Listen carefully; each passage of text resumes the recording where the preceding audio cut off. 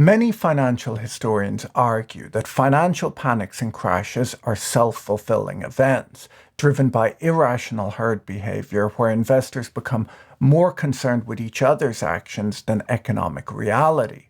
Another group will argue that these events are driven by real economic shocks, asymmetric information, and legitimate concerns about insolvency in the financial system.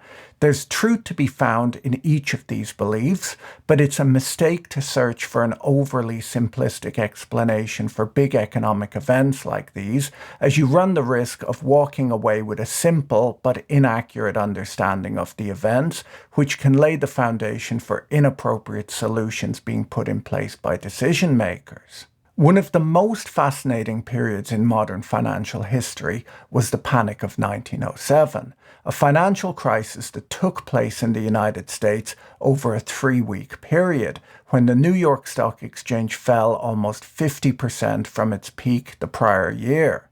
25 banks and 17 trust companies failed during the Panic of 1907, before the crisis was brought to a halt by a small group of business leaders whose collective action calmed the markets and brought an end to the crisis. Some financial crises appear to stem from a single large event, while others, like the Panic of 1907, result from a combination of smaller, unique forces that combine into a perfect storm. Complicated events like this might be the most difficult to understand, but they may be the ones that we can learn the most from.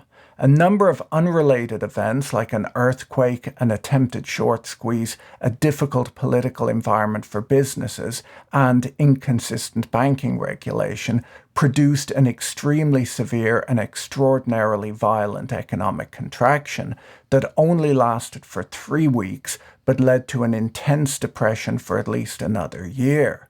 The Panic of 1907 was the event that led to much of modern financial regulation that we see today, and led to the formation of the US Federal Reserve. In the early 1900s, the young American economy was roaring. Between the mid-1890s and 1906, the nation's annual growth rate was a stunning 7.3%. This growth meant that the absolute size of all US industrial production had more than doubled over the prior 10 years. With this economic growth came an enormous demand for capital in the emerging market that the United States was at the time. Much of this capital came from the country's booming exports, but this wasn't nearly enough to quench the appetite of the nation's rapid industrialization, where railways were being built, electric lighting was being installed, and the automobile was being mass-produced for the first time. A sophisticated network of financiers in London and New York were able to raise the necessary funds to build America's factories, which were the most advanced in the world at the time. There had been rapid consolidation during this period too. Over a 10-year period, more than 1,800 companies had been consolidated into just 93 large corporations. Much of the debt and equity financing for these deals flowed through a relatively small group of financial institutions in New York. The most important deal maker and financier of the day was Pierpont Morgan, whose nickname on the street was Jupiter, suggesting godly power. His friends and family knew him simply as Pierpont. Morgan was a fierce advocate for shareholder rights and sought to consolidate industries where he could, to avoid what he viewed as ruinous competition. He believed that successful and prosperous businesses were the engine that drove the American economy forward and improved the well-being of all citizens. He had played a central role in the formation of US Steel in 1901, the largest corporation in the world, whose value at $1 billion was twice the size of the entire budget of the US government at the time. On April 18, 1906, San Francisco was struck by a major earthquake with an estimated strength of 7.9 on the Richter scale. Devastating fires soon broke out, which lasted for several days. More than 3,000 people died, and over 80% of the city was destroyed. The event is remembered as the deadliest earthquake in the history of the United States. The strains from this catastrophe rippled quickly through the global financial system. News of the earthquake led to an immediate sell-off on the London and New York stock exchanges. Relief funds quickly flew in from around the country and around the world. England sent $30 million, and the rest of Europe sent an additional $20 million in relief funding. The financial effects of the earthquake quickly spread back to England. British insurance companies had underwritten much of the property insurance in San Francisco. While they hadn't underwritten earthquake insurance, they had underwritten fire insurance, and fire had caused much more property damage than the earthquake had. British insurance companies funded their payments by selling American securities and began shipping gold from London to the United States. In an attempt to halt the depletion of the country's gold reserve, the Bank of England began hiking interest rates. Rates went from 3.5% to 6% in order to stem the flow of gold. Other central banks in Europe hiked interest rates too. In New York, capital became scarce also as gold reserves flowed to San Francisco to fund the rebuilding efforts. While there was plenty to worry about, markets were reasonably calm for most of the next year. But during 1906, debt market conditions diverged sharply from equities. The stock market peaked 5 months after the earthquake in September 1906, before a slow decline began. In March 1907, almost a year after the earthquake, there were further rumblings. Railway companies were finding it more difficult to raise capital, and the municipalities of Philadelphia and St. Louis made unsuccessful bond offerings.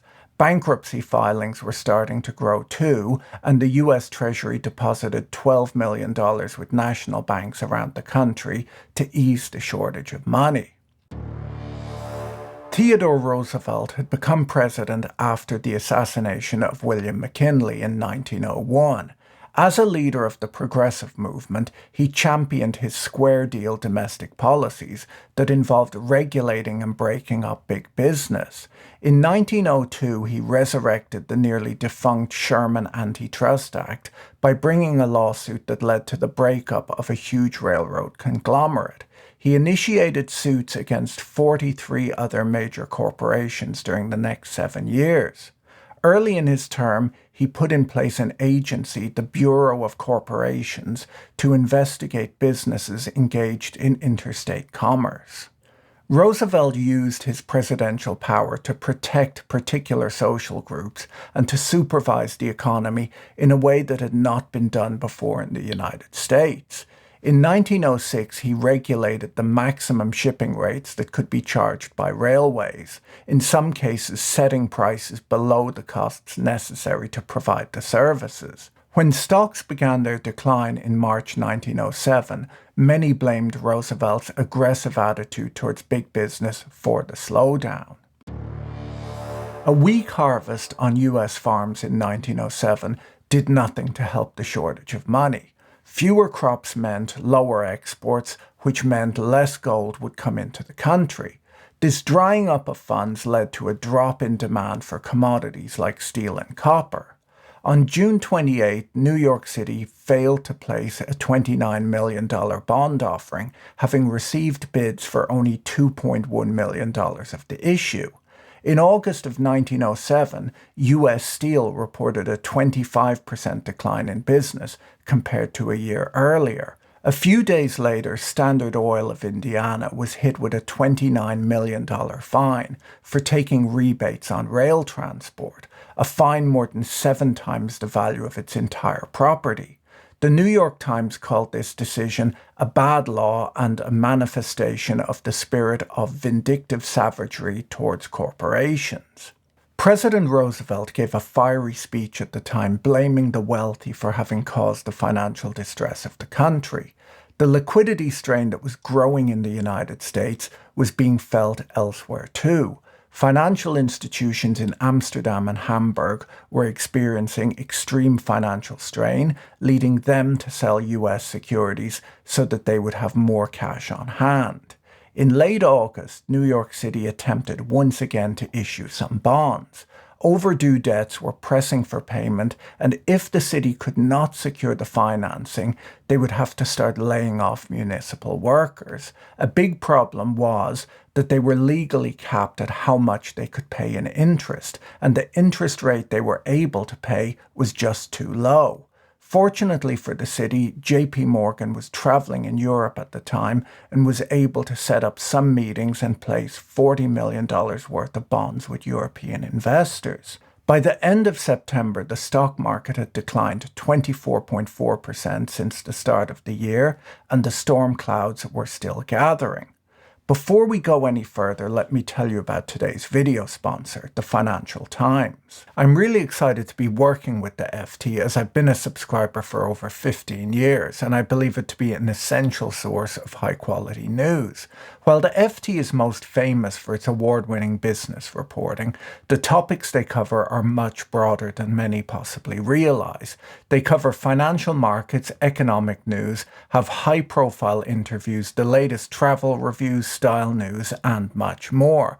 You can now get a 1-month trial subscription for just $1, giving you unlimited access to articles, columns, and features on both desktop and mobile by clicking on my link in the video description below. The Financial Times is one of the world's leading news organizations, recognized internationally for its authority, integrity, and accuracy. They frequently break important news stories like the Wirecard scandal, the Greensill scandal, and many more. They're not just reporting news that you can find elsewhere. An FT subscription allows you to acquire knowledge you can trust, boosting your career as you're perceived as someone who understands what's going on in the world by both colleagues and friends. The FT equips aspiring business, political, academic, and community leaders with the tools and knowledge needed to rise to the top in their fields. The high-quality journalism that the Financial Times is known for goes well beyond just headlines, offering readers the insights they need on the topics that impact their life and career. Click the link in the description below to get a 1-month trial subscription for just $1, giving you the mobile app and website access. The real trouble started with some foolish speculation in a remote corner of the financial markets. Fritz Augustus Heinze was a well-known and rather notorious copper magnate. He had moved from Brooklyn to Montana and, assisted with an inheritance from his father, began an operation smelting and mining for copper. The new technology of electric lighting had increased demand for the highly conductive copper, and it held the promise of vast riches. Heinze quickly found a more lucrative approach to making money in Montana than just producing copper. The General Mining Act of 1872 allowed a mine owner to excavate the veins that outcropped on his claim and follow them underground beneath claims owned by others. This was known as the Law of the Apex, and Heinze maintained that his miners had the right to take out copper ore from beneath his neighbors' properties. Using this law to his advantage, Heinze would buy up land adjacent to rich copper properties owned by other mining companies. He then employed as many as 40 lawyers at a time to sue these companies and tie up his opponents in the legal system with case after case. It was not unlike what a patent troll does today.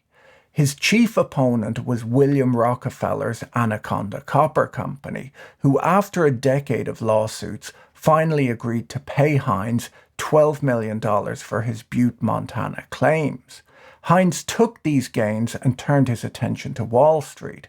His decision to enter banking was heavily influenced by his association with Charles W. Morse, one of Wall Street's most colorful and notorious figures. Morse has been described as physically ugly, amoral, rich beyond reason, rapacious, and shady. Heinze managed to take control of a modest New York financial institution, the Mercantile National Bank. He then established a direct presence on Wall Street by purchasing a seat on the New York Stock Exchange for his brothers, Otto and Arthur, creating the brokerage house Otto C. Heinze and Company. The brothers then entered into a speculative pool with Morse, in which shares of their United Copper Company stock were exchanged for shares in Morse's Knickerbocker Trust. In October 1907, the brothers were becoming increasingly concerned that their company, United Copper, was falling in value. This would have been mostly driven by the rising interest rates and lower demand for commodities. Their holdings, however, had been used to secure their positions in numerous banking concerns, and the falling price was starting to cause them problems. Otto Heinze decided that the price had been driven down by short sellers. Short sellers are traders who borrow the stock of a company which they expect to decline in value. They then sell that borrowed stock at the current market price, and if prices decline, they repurchase the shares of the company, now at a cheaper price, to replace the borrowed stock. The difference in the price is their profit. The Heinze brothers did some rough calculations and decided that there were more shares trading in the market than there were in existence. They felt that their shares had been lent out by their broker and sold short. They decided to corner the stock and engineer a huge short squeeze and teach the short sellers a lesson. Heinze's plan was to team up with Morse and aggressively buy United Copper stock, pushing up the price as much as possible. Then, with prices high and Heinze controlling most of the stock, he would force the short sellers to repay the borrowed stock in what's known as a short squeeze. The short sellers would have no option but to settle with Heinze, buying his stock at very high prices. The stock was initially trading at 37 3/4 when the Heinze brothers embarked on their scheme. In the first day of trading, they managed to push the price up 59% to $60 per share. As soon as their buying stopped, the stock quickly fell back to $50 per share, as many long-term shareholders were delighted to sell at this new higher price. The brothers then initiated the second half of their plan, demanding their share certificates back from their brokers so that they could not be lent out to short sellers. To their surprise, every one of the 20 brokers they dealt with easily produced the stock that had been called up. There had been no short seller conspiracy. When the market worked out what was going on and that the short squeeze had failed, the stock price of United Copper collapsed. The Wall Street Journal reported at the time that no one had seen a stock collapse like that before. The stock price crashed down to $10 per share. The first casualty of the failed short squeeze was Gross and Kleberg, the brokerage house that the Heinze brothers had used to execute their trades. Having been instructed to buy the stock, the brokerage firm then found that the Heinze brothers were both unwilling and unable to pay them for the shares. They had hoped that the huge profits from the short squeeze could have been used to pay their broker. The second casualty of the failed short squeeze was Otto Heinze and Company, the brothers' brokerage firm, which was officially suspended by the New York Stock Exchange for failure to meet its financial obligations. Fritz Augustus Heinze additionally owned a bank in Montana called the State Savings Bank of Butte, Montana, the largest savings bank in Montana, which failed the next day as it had been holding stock in United Copper as collateral for some of its loans. All of this was too much for the directors at Mercantile National Bank to bear. They held a meeting and expelled Fritz Augustus as the president of the bank. He announced to the press that he was not involved in the short squeeze, but that he was stepping down from his role so that he could help his brothers straighten out their affairs. In 1907, the United States had no central bank to manage its national money supply. Three types of banks existed at the time: national banks, state banks, and private banks. There were also trust companies which started out as quiet repositories for trust funds and estates, but over time began to mimic the lending and deposit-taking operations of banks. While a dollar deposited at a national bank was backed on average by 25 cents in the till, each dollar at a trust was supported by only 6 cents. Because of the lower reserves, trust companies could take more risk by investing more of their deposits and thus pay a higher interest rate than banks could. In 1907, more than 40% of savings deposits in New York were held at trust companies because of the higher interest rates that they paid. As a means of enhancing returns, many banks placed a percentage of their reserves on deposit at other financial institutions. Rural banks had to hold 15% of their deposits in reserve. 40% of that had to be held in cash, but the remainder could be put on deposit at reserve city banks and earn interest. Reserve city banks had to hold 25% of their deposits in reserve and half of those reserves in cash. These banks in return could place half of their reserves on deposit with banks at major money centers such as New York.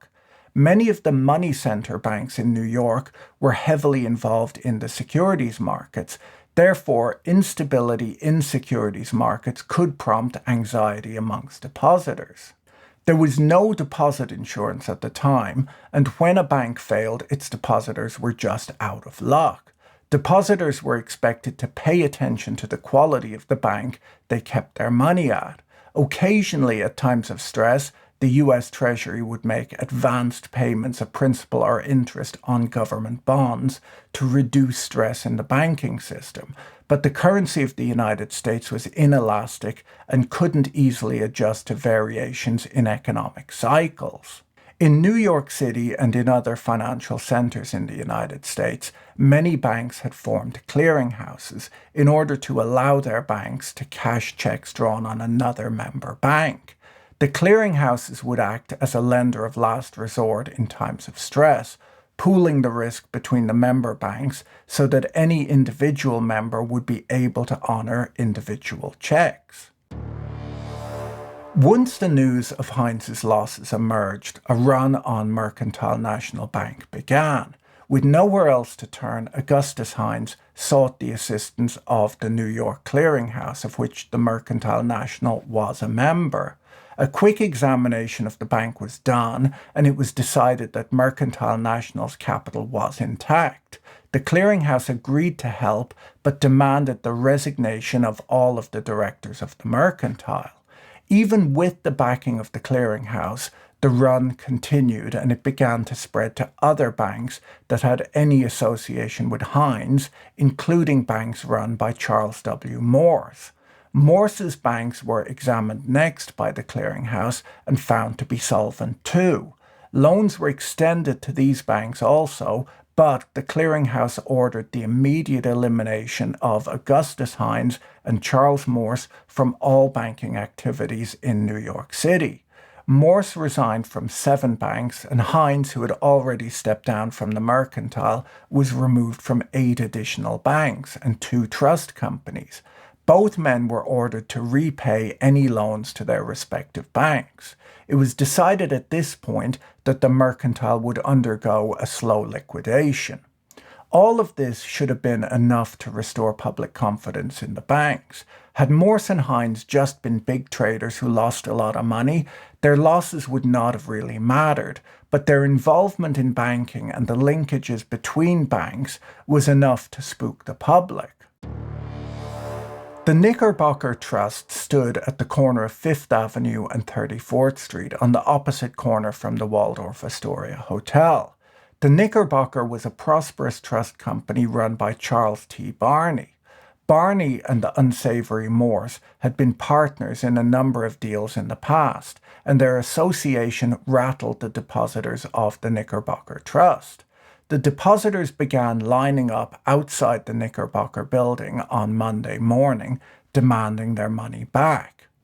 Barney quickly stepped down as president of the Knickerbocker, pushed by the directors, in order to sever any links to Morse. Given the unregulated and somewhat speculative nature of trust companies, they were not covered by the protections of the clearinghouses. The Knickerbocker used to deal with the National Bank of Commerce, a clearing bank, to get its checks cleared. The National Bank of Commerce announced that same morning that they would no longer clear for the Knickerbocker Trust. This meant that no other bank would accept Knickerbocker checks, and the panic began to intensify. Within 2.5 hours, the Knickerbocker had returned more than $8 million to depositors who had lined up outside the building in cash. Towards the end of the day, two messengers arrived at the counter, each with checks for over $1 million.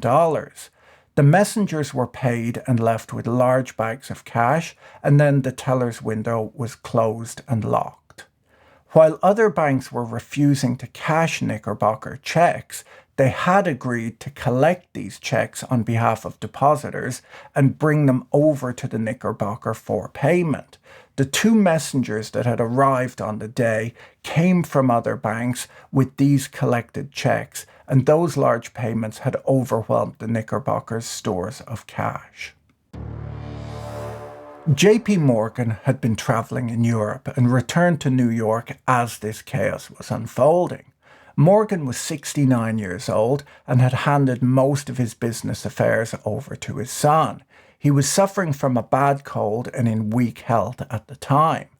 Understanding the severity of the situation, he sent an associate to examine the books of the Knickerbocker Trust to see if anything could be done.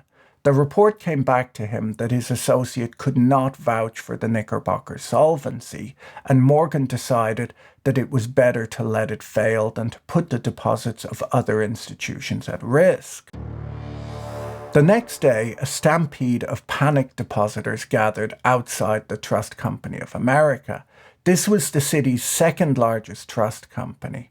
Morgan once again sent a man to examine their books to see if anything could be done to help, and the report came back that although the surplus had vanished, the trust remained solvent.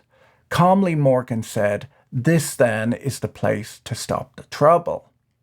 The run on the Trust Company of America was the most severe yet. The president of TCA instructed the tellers to keep bales of cash visible on the counters so that worried customers could see that there was sufficient cash and feel reassured. The tellers were also instructed to work slowly to buy time for the executives to get more cash or calm the situation down somehow. The problem with working slowly was that the lines got longer and longer, causing depositors to panic. JP Morgan summoned the presidents of the 10 biggest trust companies in New York to his office and explained that a bold and decisive move was needed to stop the runs and restore public confidence in the financial system. He suggested that the trusts work together and pool some funds to form a clearinghouse so that they could bail each other out. He showed them his analysis that the Trust Company of America was solvent, and appealing to their self-interest argued that the run should be stopped there before it spread to their firms next. After a lot of arguing, the trust company presidents eventually agreed to go with Morgan's plan and deposit funds at TCA the next morning. The next morning, when the money was supposed to be transferred, the trust company presidents got cold feet and one by one backed out. When the news of the failed trust clearinghouse plan reached Morgan the next day, he was exasperated, but quickly approved a loan to the Trust Company of America based upon the collateral he had personally valued a day earlier. Employees ferried boxes of securities from TCA to Morgan's office, where they were counted and the required cash was shipped back to TCA to fund their customer withdrawals.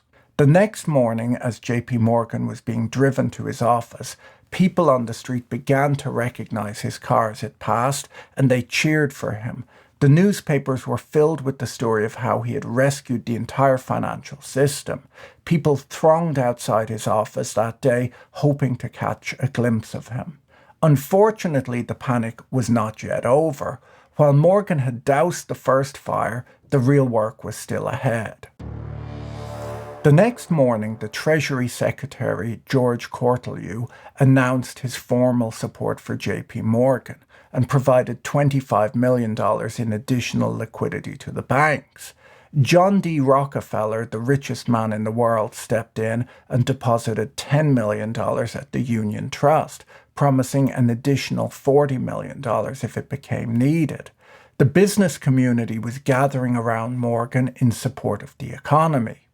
Everything appeared to be calming down at this point, but as the trusts kept pulling their money out of the stock and bond markets to satisfy withdrawals, the call rate, a type of short-term loan that was callable at any time, began to spike. It leapt from 6% that morning to over 60% in the afternoon. There was no money available and everyone was a seller, not a buyer. With dozens of brokerage firms on the verge of failure, the president of the New York Stock Exchange rushed across Wall Street to JP Morgan's office to describe the panic, saying that he would have to close the market early. Morgan told him that the exchange should not close even a minute early that day. With less than an hour to go, Morgan gathered the presidents of the 10 largest banks in New York in his office, and in under 15 minutes obtained a pledge for $23.5 million. It speaks of the esteem that competing bankers must have held Morgan in and the trust they had for the aging financier that he could have struck such a deal so quickly with no lawyers present and just a hand-drafted contract. This is the moment that everyone talks about when discussing JP Morgan. This would have been the peak of his career. 20 minutes before the stock market is scheduled to close, word is brought to the exchange floor that there's enough money for everyone to borrow at reasonable rates. Newspapers of the day describe Morgan's walk down to the exchange that afternoon, cigar in mouth, coat flying open, with a piece of white paper clutched tightly in his hand. They describe how the crowd parted to let him pass. They say that not 2 minutes after he disappeared back into his office, the cheering on the floor of the New York Stock Exchange was so loud it could be heard out in Broad Street. This was JP Morgan at the height of his powers. The next day, the call rate did begin spiking again, but Morgan secured an additional $10 million to calm the markets once more.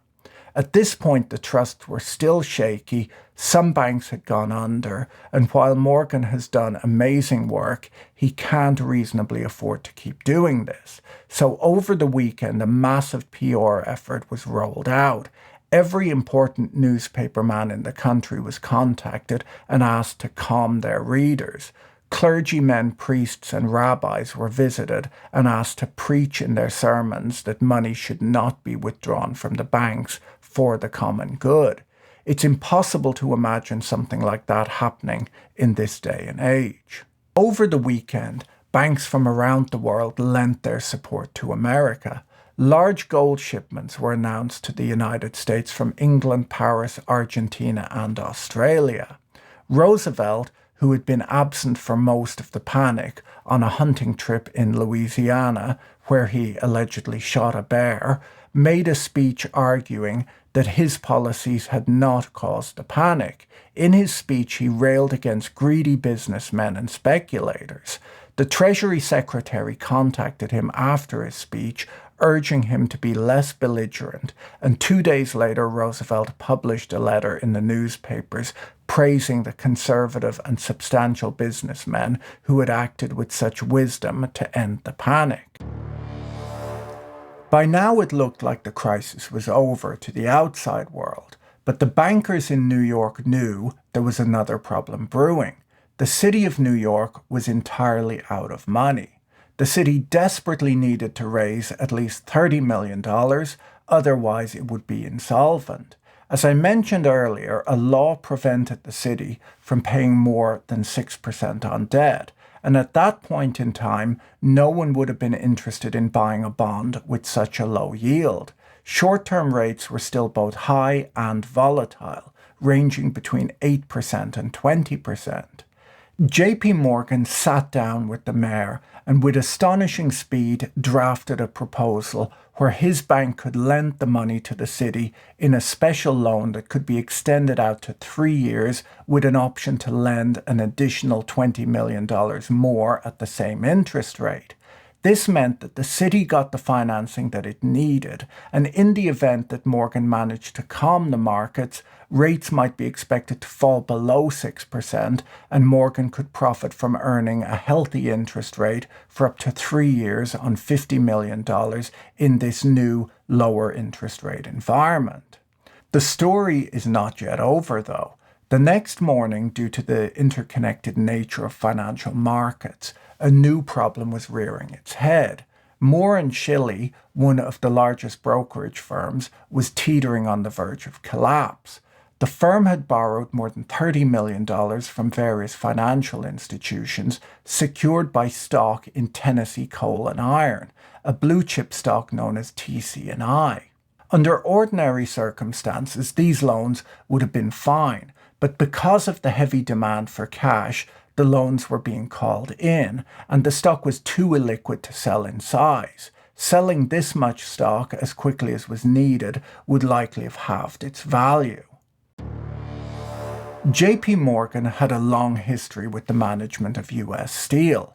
Morgan had helped bring the company together 6 years earlier when he bought out Andrew Carnegie and took the company public.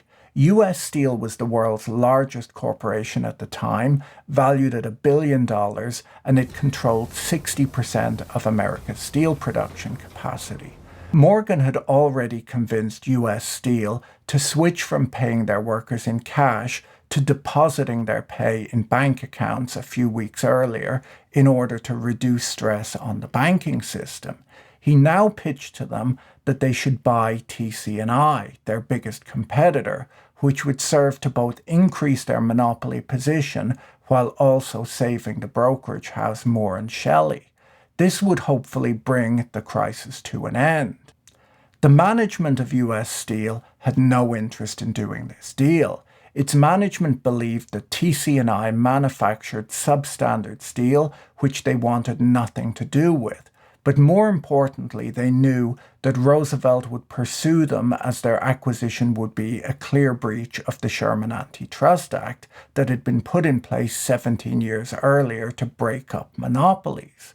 While these negotiations were going on, the New York State Banking Examiner had just concluded a report on the trusts and found that the Trust Company of America and the Lincoln Trust Company, the two biggest trusts in New York, were still in terrible shape.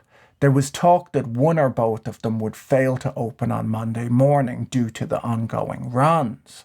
While negotiating with the management of US Steel in one room, JP Morgan once again invited the management of the 10 biggest trust banks to his offices. They were still refusing to cooperate as before. Morgan gathered them in the library and told them that there was no more he could do to help. They were now on their own. There was no more money to be found, and they had to come together and find a solution of their own. The trust presidents negotiated fruitlessly till 3 a.m., at which point Benjamin Strong, the president of Bankers Trust, stood up to leave, only to discover that Morgan had locked them in the library behind heavy brass doors. If a solution wasn't formulated that day, it was likely that the entire banking system would collapse. Morgan was not letting them leave. After hours more of discussion, the trust bankers finally agreed to pool $25 million to be lent to any of the subscribed trust banks should they experience a run. This was the very solution Morgan had pitched to them days before. Morgan sat in the room with them as they signed a hand-drafted contract.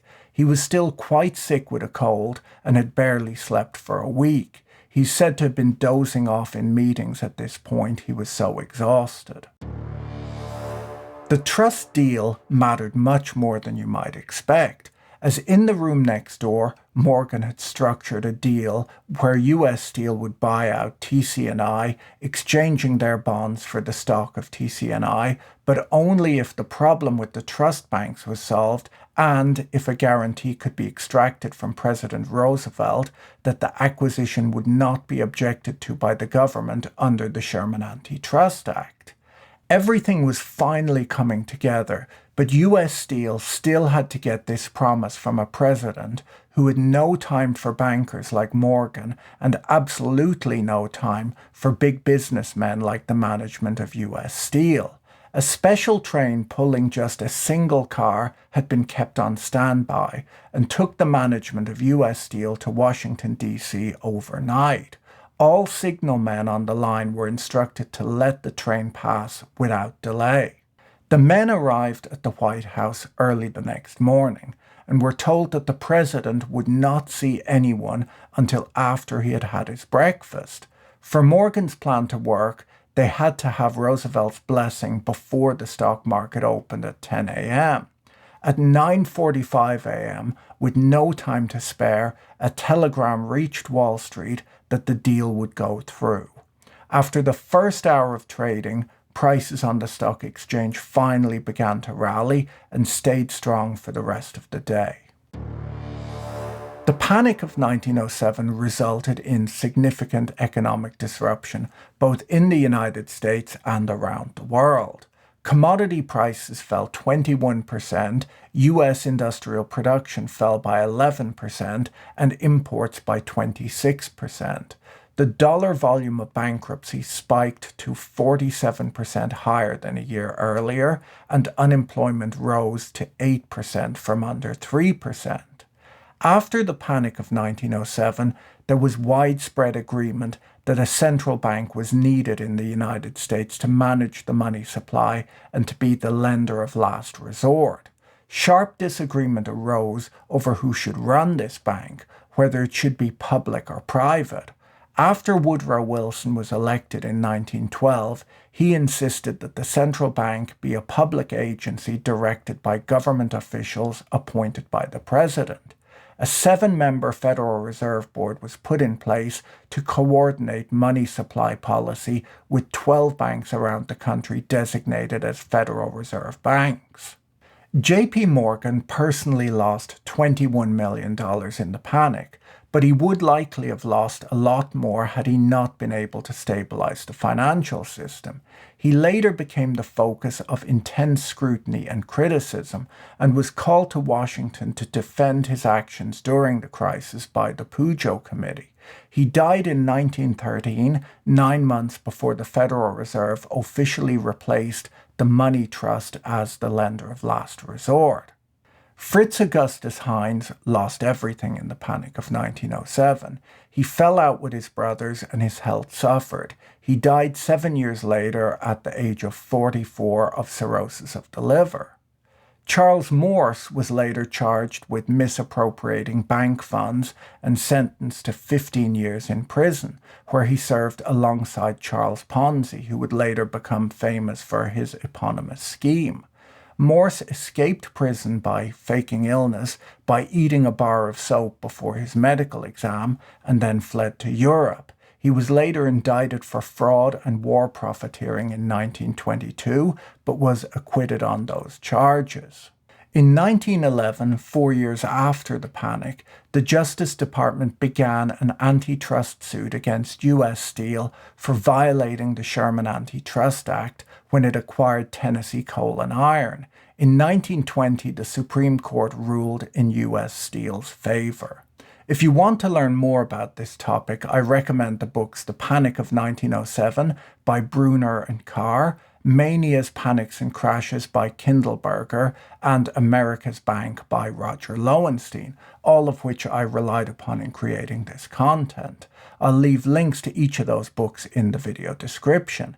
If you enjoyed today's video, you should watch this one next. Don't forget to check out our sponsor, the Financial Times, using the link in the video description below. Have a great day and see you in the next video. Bye.